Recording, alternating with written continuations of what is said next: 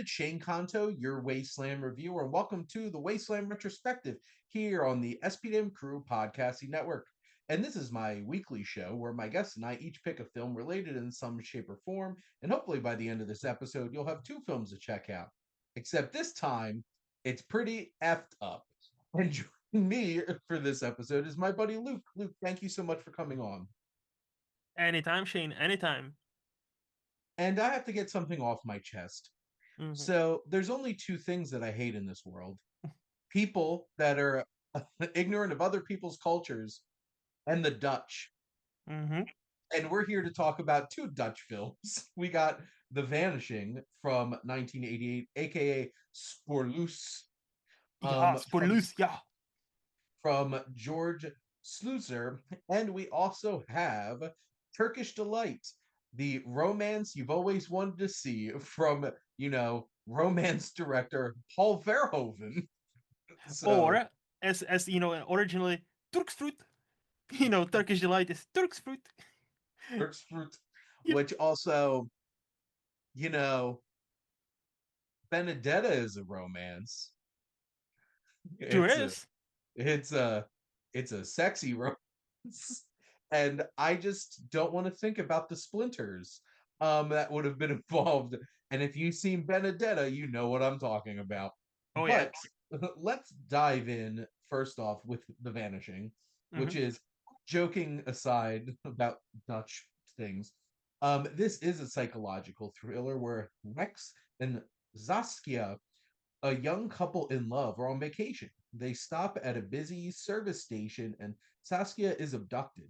After 3 years and no sign of Saskia, Rex begins receiving letters from the abductor. And why did they have to say her name again and again and again uh in that synopsis? I guess they don't believe in pronouns either. Nope. But Luke, what are your general thoughts on The Vanishing? Well, pronouns are woke now, so, obviously we cannot use them. No, That's anyway. there Uh, you go. Besides my dumb jokes, Vanishing, I really like. So I watched it yesterday, and my Mhm. immediate thought was like, "Oh, that's a very good movie. I really like it." And ever since then, I've been thinking about it, and more I think about it, the more I'm like, "This is low-key fucking ace movie." Like, it's one of those. It's one of those like it grows on you, but in an uncomfortable way.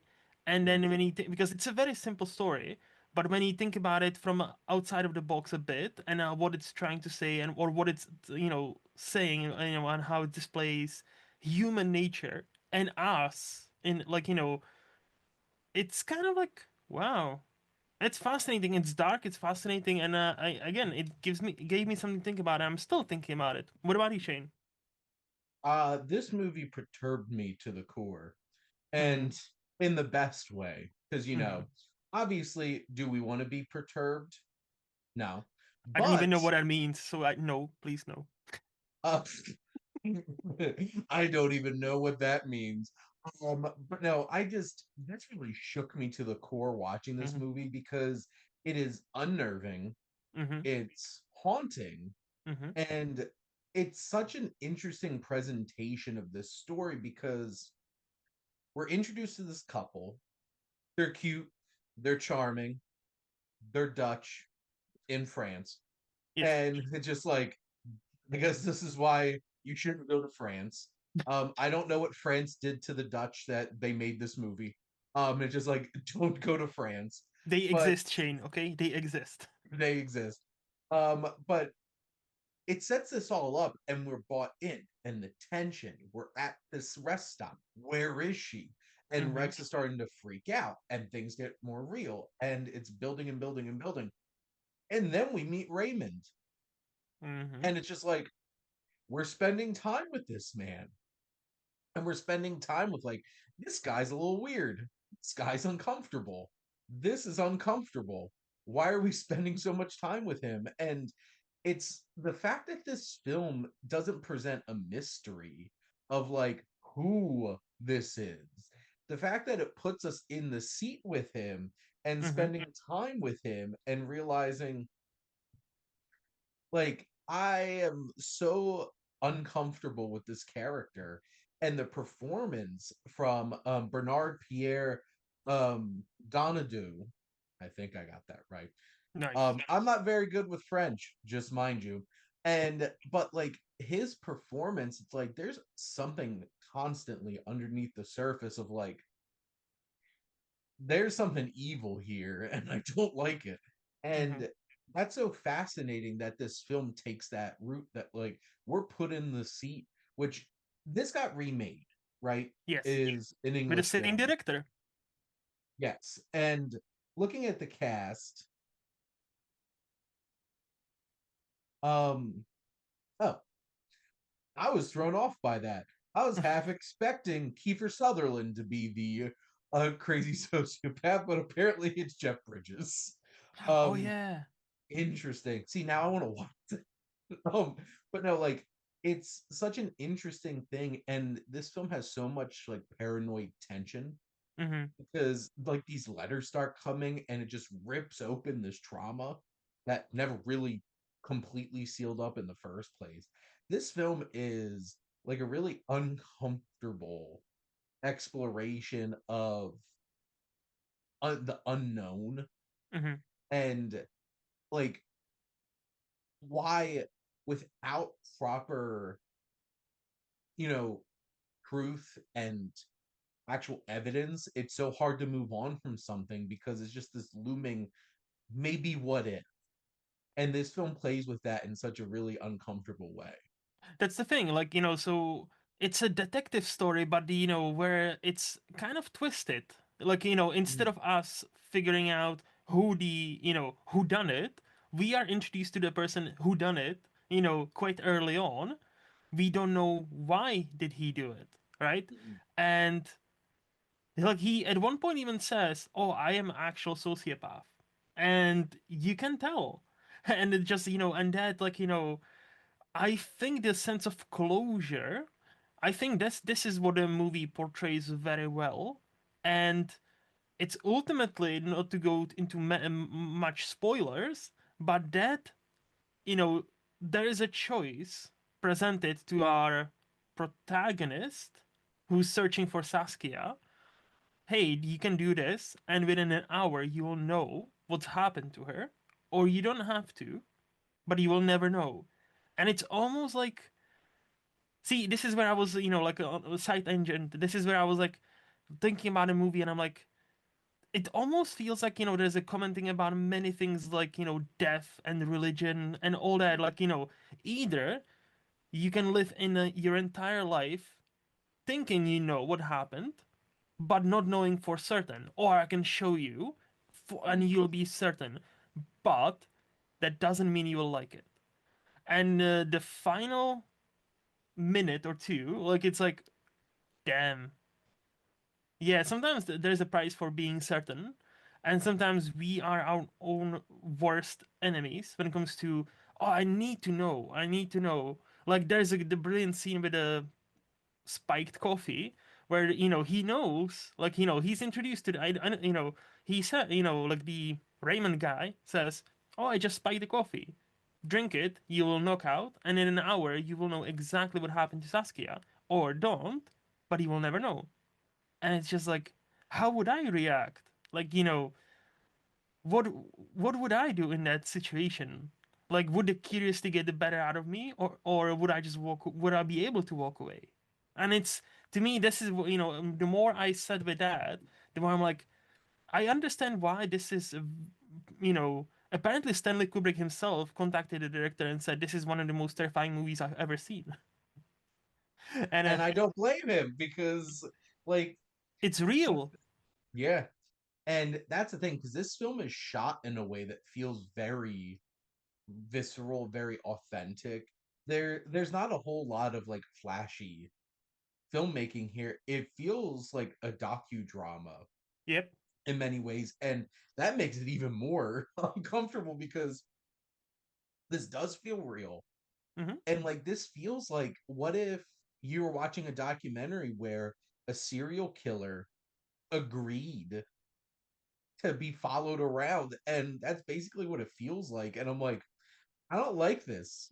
Hmm. Like And that's what's so effective about it, because you're forced to be in this space with this human being, loose definition, on some level of who, like, the kinds of, we all have those things in our mind, like, what if I did this? Like, I Mm-hmm. have this urge to do this with Yeah. my life and try this out or something.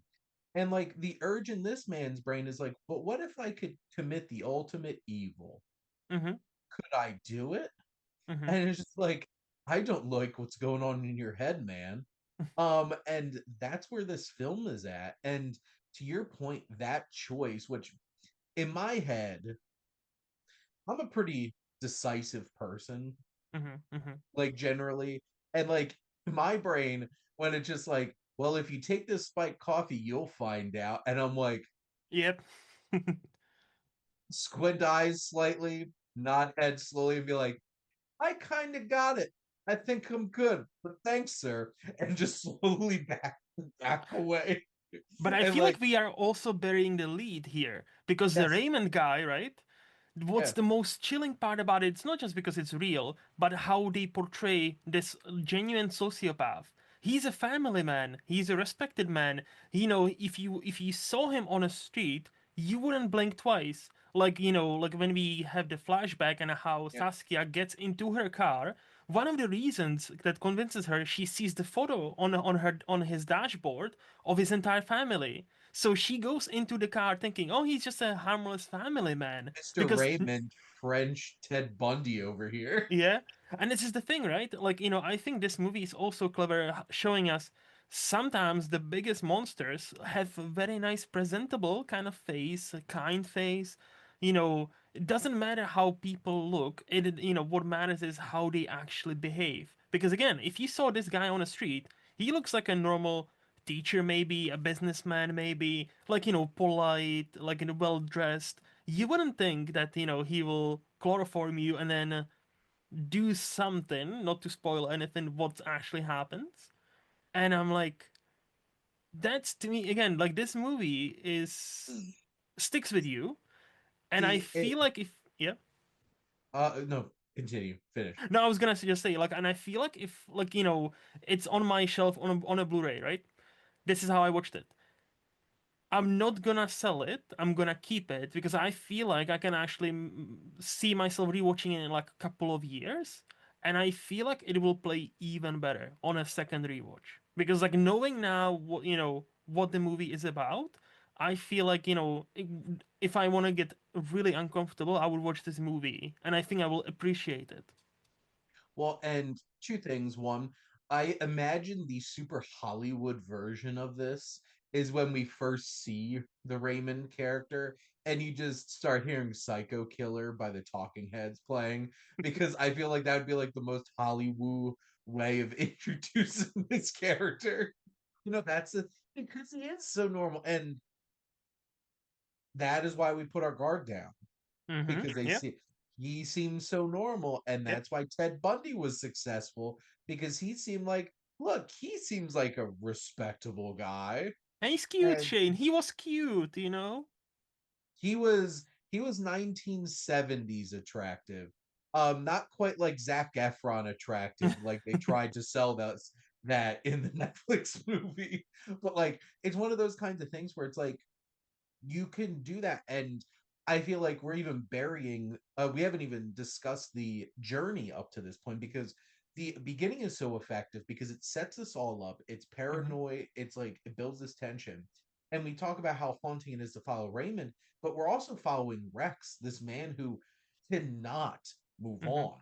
Mm-hmm. And he has this new relationship. He can't fully commit to this new relationship because there's this looming cloud over him. And I was it Jean Bravos, Bravos, who's Rex, just has this looming Mm-hmm. dread upon him, this fear, this anxiety, this trauma. Mm-hmm. And he gives such a great performance, and we as an audience, I think, can understand why he makes the decision, because we see what this has done to him. Yes. And like I can comfortably from the seat of my own home just be like, yeah, I'm good, pal. But like I didn't sit there for 3 years wondering what happened to my significant other, Mm-hmm. Mm-hmm. being pushed, and then he's being prodded with these letters. That's just Yep. like now it's like Wait he for me there at that place at what that time, and then nobody shows up. Like that's a fucking mind game. Mhm. Mm-hmm. And this is picking a scab. That Yep. this is like the movie version of picking a scab. You're trying to let this heal, but you Mm-hmm. just can't help it.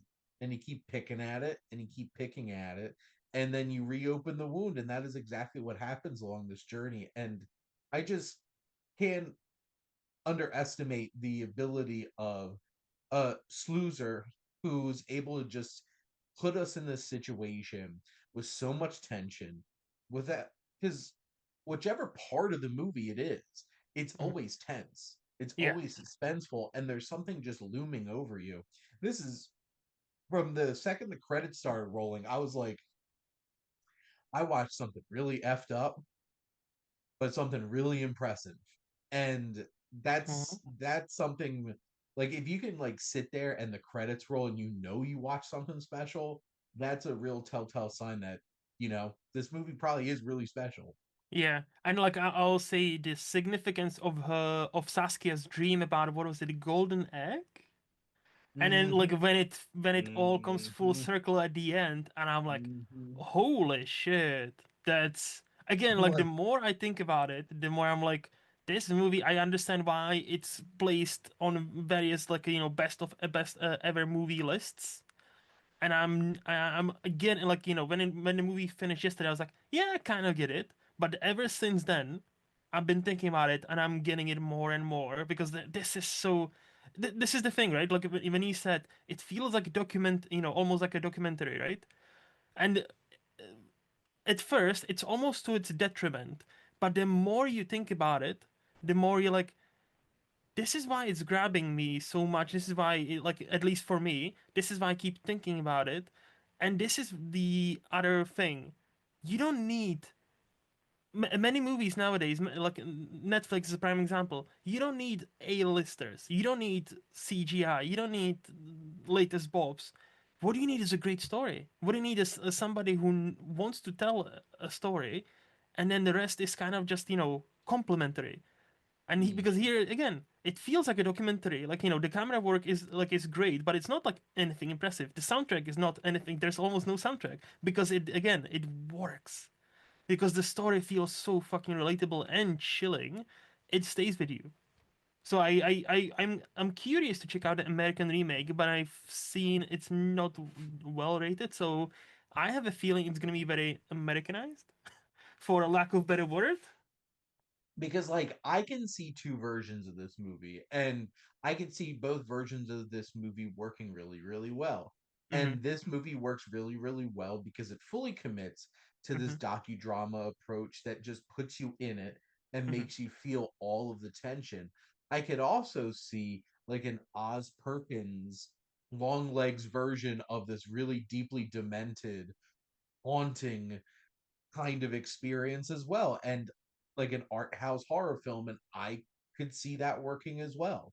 Mm-hmm. But this worked for how it was presented, and this made me want to go and read the novella Oh because yeah. I'm really interesting. And also to your point with the golden egg, I don't think I've ever been so upset to find out what an actual metaphor really means in a movie, just to Yep. be like, oh no, I don't want to understand this. And I'm just like, oh no. Yep. And just like, oh, that it's Painful. haunting. The two eggs. And you're just Mm-hmm. like, mm-mm, nope. Yep. Mm-hmm. So yeah, this is a wild film, and Mm-hmm. I am so glad you picked this for us to watch. And Oh. also, I'm glad that I got to talk this out with you because Oh. Thank you. this this is a really haunting experience.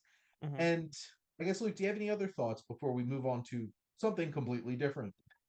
No, I think again everybody should watch it, and yeah, it's a great movie. Well, time for Turk's Fruit. Mm-hmm. We have Turkish Delight from 1973. An aimless young artist learns to face his responsibilities when a former lover develops a terminal illness. And that sounds like a reasonable enough Mm-hmm. romantic drama. But when you put it in the hands of Paul Verhoeven, this is something completely different. And starring Rutger Hauer, which that was really cool to see Rutger Hauer like young. But I guess, Luke, what are your general thoughts on Turk's Fruit? You mean starting Rutger Hauer and his dick? Like, let's we forget. So, well, do you remember when Yes. so some behind the scenes of the Mm-hmm. Wasteland Retrospective. So last month, when Mm-hmm. because this was actually a really hard process for us to make this work because I could not find another Dutch film to stream and pair with this, and I finally found on a nondescript website Turk's Fruit, and I'm like, I want to make sure this works, and this is the real movie, and I clicked 5 minutes in and just see dick penis just Yeah. hanging there. And, Yeah. and Luke's on the other line of the Zoom, and I'm like, well, he split through and found Rucker Howard's penis. So I I'm was like, like, that's European, all right? Yeah. tell me this movie's European without telling me this movie's European. But yes, starring Rucker Hauer and his penis. Luke, what So, are your general thoughts on the film? uh, movie good, penis good. No, all seriousness.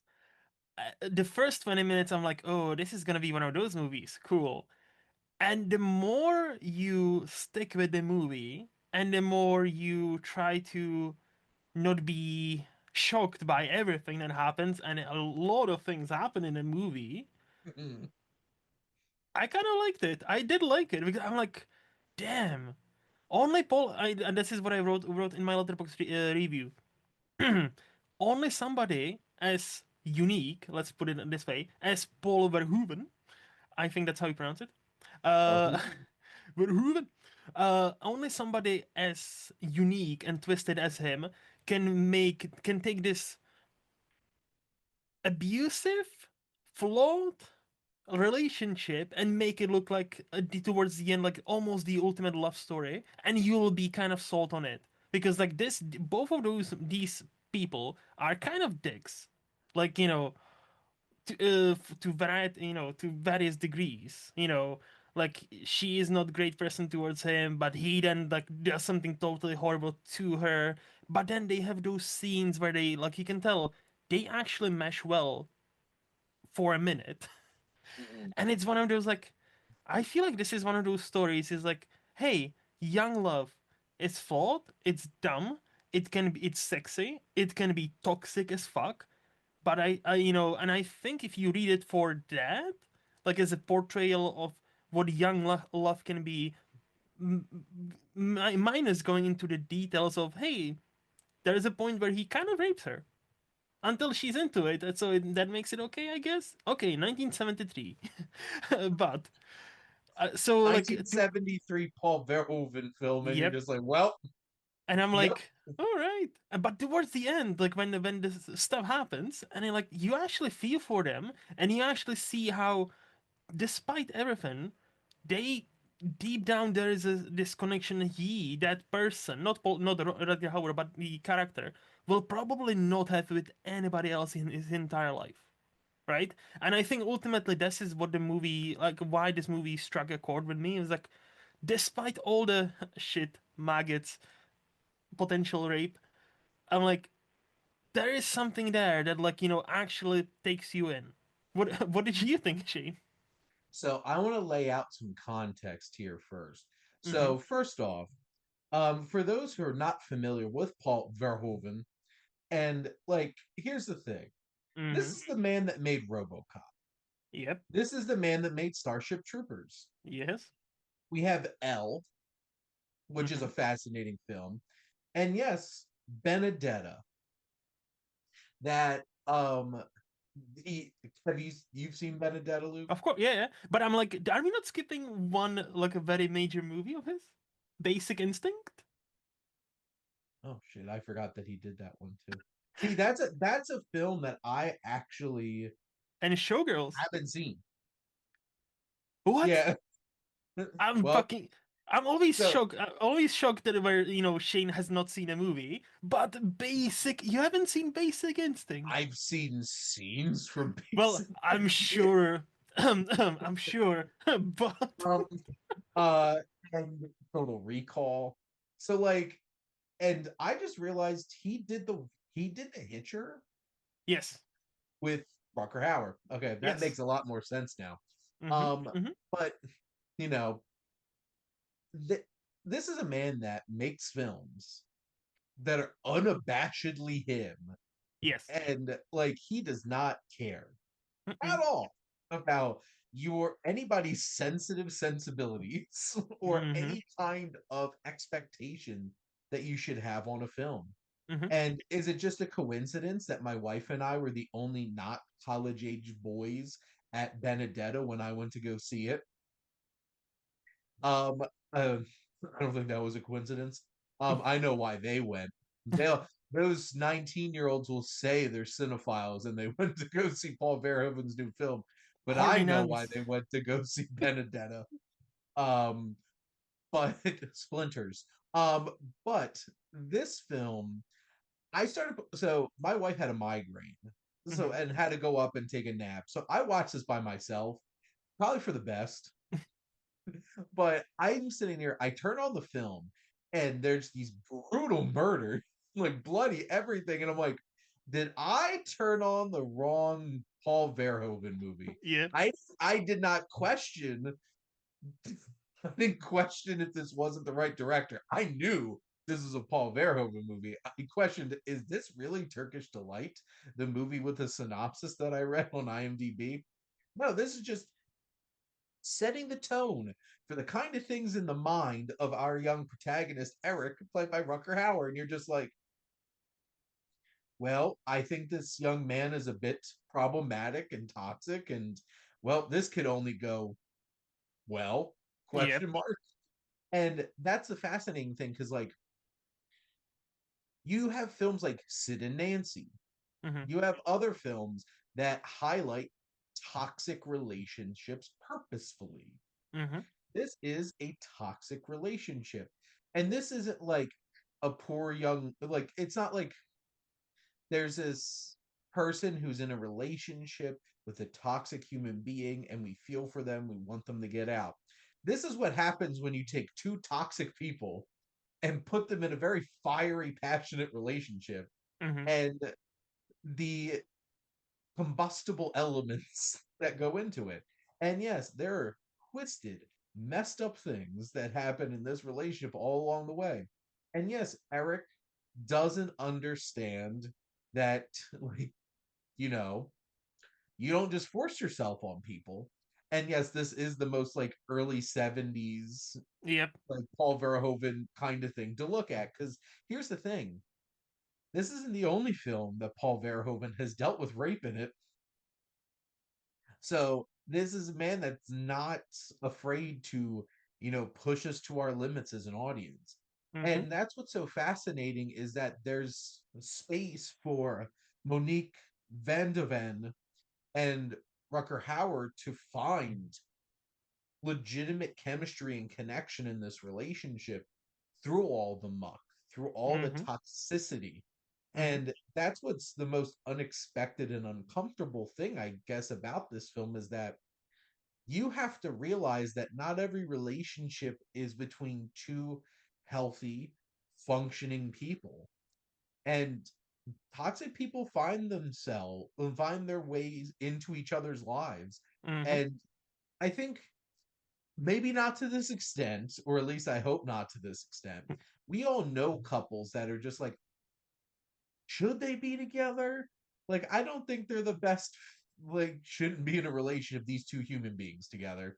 And then, but like, they continue to be in a relationship together and find ways that they connect. And I think that's so interesting because, like, there's so many romance films that come out, And this is nothing like any of those. And Nope. I think that's one of the most interesting and refreshing things about Turkish Delight. I would go even one step further, and again, bear with me. I'm not being a literal, but I think, again, it's Paul Verhoeven. And this story, I think it's almost like, hey, we all have been through something similar. Not exactly this, and I'm not saying we all have done things like that. No. I'm saying throughout all this, let's call them add ons, quote unquote, he is interested in a truth, in some sort of truth about, young love. And I think if you take this movie based on purely on that, it's much, quote unquote, easier to, like, oh yeah, there's a scene where he examines her poop. And he just takes it out of the bowl because she is afraid that she's getting a cancer. Right? And it's like, oh, Things we damn. do for love. Oh yeah. And that's the thing, right? But that's the thing, right? He does it because, again, like, he doesn't question it.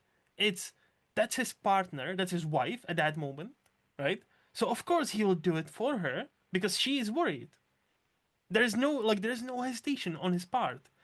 But at It's the same like, time, honey, there seems to be some kind of bump in my ass. Can you please check it, yep, please? yep, And it's just like, if you're in a long-term relationship, you might have those moments that happen. And it's just like, mm-hmm, there's no shame anymore. yep, You're long past shame. yep. And And so I think, yeah, that this movie is openly talking about this, but again, not the healthy kind. This is the young, both people are dumb and to a degree toxic kind. But I honestly feel like, the end is like, it's almost implied that, he will never get over her. He will probably, like, as we see in the first 20 minutes, he'll bang 20 chicks because he's a young Rutger Hauer and he is attractive. And also he doesn't take no for an answer, so that always helps. But even if that character finds somebody, settles down, I don't think there will be, he will ever have as deep of a connection with somebody in his life. And I think there is, so this movie, and apparently it's also based on a book, is purely on, is really about that. How hard is it for you to have such a deep connection with somebody, understanding it's not healthy for either of you, and then because of tragedy, it will never can continue, even if you both, let's say, do better. And I think, again, and for that, it's an interesting movie. And I say it's definitely worth a watch. Also, Best Picture nominee or Best International Feature nominee from that year, and and to this day, the most successful Dutch movie that has like 3.3 million tickets sold in the Netherlands. So obviously, this struck a chord with a certain generation of people. that when I so you watch a movie Hmm. and you're like, this isn't for everyone. And then you find out that this is the highest grossing film in the Netherlands of Yep. all time, and you're just like, Yeah, Dutch Europeans, man. people. Just like, I'm like, is this why Nigel Powers said that? In Gold Member. I um, genuinely think there's something about it, right? I genuinely think there's something about, like, we, as fellow European, I speak for all of them when I say, I think for us, like, we grew up watching our movies, even Czech movies, Czechoslovakian movies. There's a lot of, like, flawed elements because we are, as we mature, we are told, yeah, but you separate the bad and look for the good. So yeah, there's nudity, but okay, but it's, boobs. Who cares? Oh yeah, he forced himself on this woman. But okay, but pay attention to what this actually means. Let alone, oh, this is rape and it's bad, and that hurts my feelings. No, no, no. Yeah, it's bad, but also think about it. What's happening? And I feel like that's the when people say, oh, this is just very European, there is a kind of thing where we can kind of switch off for certain things and actually be like, oh, is it just there for shock value, right? Like rape. Is it just for shock value, or is there to actually to make some sort of point? And I think whatever happens in this movie specifically, I don't, the more I think about it, I'm like, I don't think anything is there purely for shock value, and I think that's why ultimately it works. Well, and that's the thing, because like you think of Paul Verhoeven, and there's Mm-hmm. many shocking things that happen in his movies. 100%. But this film, because I can understand where people are like, oh, how could they put this in this movie? I'm like, have Yep. you ever had like I would ask a lot of young women and ask them, have you ever had a situation where a guy didn't understand consent? Mm-hmm. Mm-hmm. And did you potentially continue to see said person? Or ask your mom, or ask your mom or older generation, where like, hey, has your no ever turned into yes halfway through because you start to enjoy it? You'll be surprised to learn how many. Oh yeah, that happened many times. Because again, back then it's like, oh well, he was right. I was in the mood. I just didn't know. Well, and also like there's a lot of like just thinking about like American culture, everybody was perfect in the 50s Oh yeah, yeah, until hundred you percent. talk about the actual things that happened in the 50s in those quaint little households. Mm-hmm. And my point is, this film isn't afraid to point out like these things happen. Yep. And they're often happen of honestly horny young men not understanding consent Mm-hmm. and pushing boundaries. And that's what happens in this because this film is not supposed to be painting a picture of the perfect relationship. It's Mm-hmm. not condoning some of the things that happen in this. It's Mm-hmm. pointing out that these things happen. Yep. Yep. And it's it might feel extreme at times. Like I have never picked up uh my wife's feces before and checked them like that. I don't think Jess would really want me to do that. But like it's you have something like this where it is a movie, but it's hitting on things we see in relationships Mm-hmm. just turned up. And that's what Paul Verhoeven does. Yes. He exacerbates reality in many ways, but there's truth behind all of it. Mm-hmm. Like you can watch like I love RoboCop. RoboCop's one of my favorite movies. RoboCop seems ridiculous and over the top until you really think it's not Mm-hmm. and you realize that all the things that it's talking about this movie are uncomfortably true. And this film is an uncomfortably true experience. Mm-hmm. And like just to reiterate, Paul Verhoeven directs the hell out of this. Van de Ven and Hauer are fantastic, Yes. and so is Paul Verhoeven. Keep saying, Rucker Hauer's hair. Just like look at that mullet. That Oh is yeah. a that is a nice '70s mullet right Yeah. there. Dick in the front, party in the back. Yes. So, Luke, do you have any other thoughts on Turkish Delight or Turk's Food? Turkish fruit. I would say, look, if you want to see a story about how this almost puppy love devotion can look like in the hands of two young, dumb, horny, kind of toxic people, and don't mind being uncomfortable here and there, watch it. So, So I would like to ask Luke, how many erect penises will you give this? I would say 4 out of 5. And all of them belong to Rutger Hauer somehow. I don't know. Don't Sorry, ask me. sorry. Let me rephrase that. How many erect Rucker Hauer penises do you give Turkish Delight? So we have a couple of great, like really, really impressive Dutch films that we would give plenty of erect Rucker Hauer Penises. penises. Yes. Yes. No thumbs up here because this is European. We don't do it that way. Yes. Oh, Only so there boobs, you go. bushes, and penises. All that. So I hope you enjoyed this discussion and how unhinged this got. But when in when in the Netherlands, I guess. But Luke, thank you so much as always for coming on and talking movies with me. Always a blast, Sheen. And just to give you all a little sneak peek. So next week, Jeff will be joining me for a double dose of AGI Alejandro Gonzalez Inarritu with Birdman and the Revenant.